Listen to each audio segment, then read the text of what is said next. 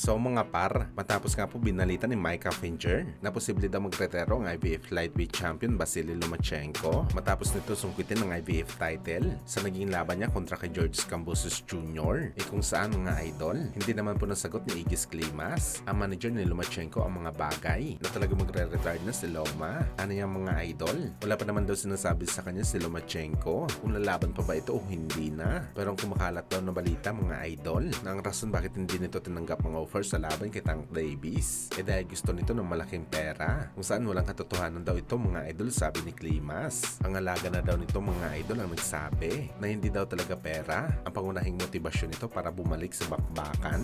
Sa lungat ang gustong mangyari ni Loma, sa gusto naman ni Terence Crawford na pera ang dahilan para mapapayag ito na mapalaban. Kaya napapaisip na lang talaga tayo mga idol kung walang pakialam si Loma sa pera at kung gaano man kalaki ang ibabayad sa kanya para bumalik sa laban, parang sinasabi na lang nito mga idol, tuluyan na siya nagretiro dahil kung hindi pera ang dahilan para bumalik ito sa bakbakan. Sa edad nito ngayon na 37 anyos na, mas lalong hindi mga idol ang karangalan ang magbibigay motibasyon kay Lomachenko para gumawa ulit ng kanyang comeback fight sa rason na marami na itong na-achieve sa boxing sports. Lahat ng titulo sa lightweight nahawakan na ni Loma. Isa na itong 3 division champion at 2-time Olympic gold medalist sa Olympics na may record na 395 wins at may isang talo lamang. Pero gayon pa man mga idol, abangan na lang natin to kung babalik pa ba si Loma o hindi na at ibabakante ng kanyang IBF title sa lightweight.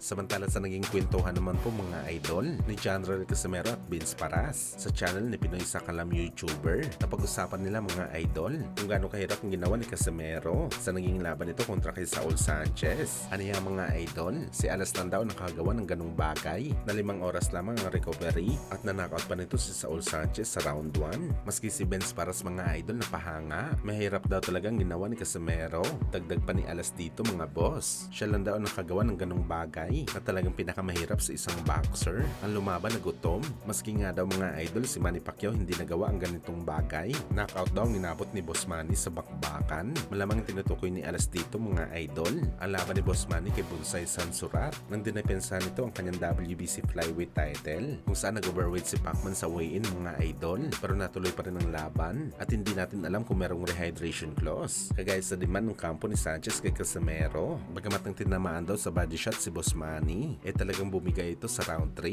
Yep. Sobrang hirap yun. Si Manny Pacquiao lumaban nun, isang round lang, tinamaan sa tiyan, bagsak. Sa kabilang banda naman mga idol, dahil papalapit na nga ang Halloween, biglang na-remind po mga boss ni Ryan Garcia ang ama ni Devin Haney na si Bel Haney sa kanyang nakakatakot na left hook na pinakawala ni Bagito sa laban niya kay Devin Haney na siya ang nagpawindang sa kanyang anak sa kanilang naging bakbakan noong nakalipas lamang na April. Binigyan talaga ng reminder ni Garcia mga idol ang mag-amang Haney. Baka nakalimutan na daw kasi nila mga idol ang kalbaryo na nangyari sa kanila sa bakbakan kung saan kumain si Haney na maraming left hook na talagang nagbigay sa kanya mga idol na nakakatakot ng karanasan sa boxing sports. Hey, Bill Haney, happy Halloween. Love you so much. I got something to really scare you. Oh!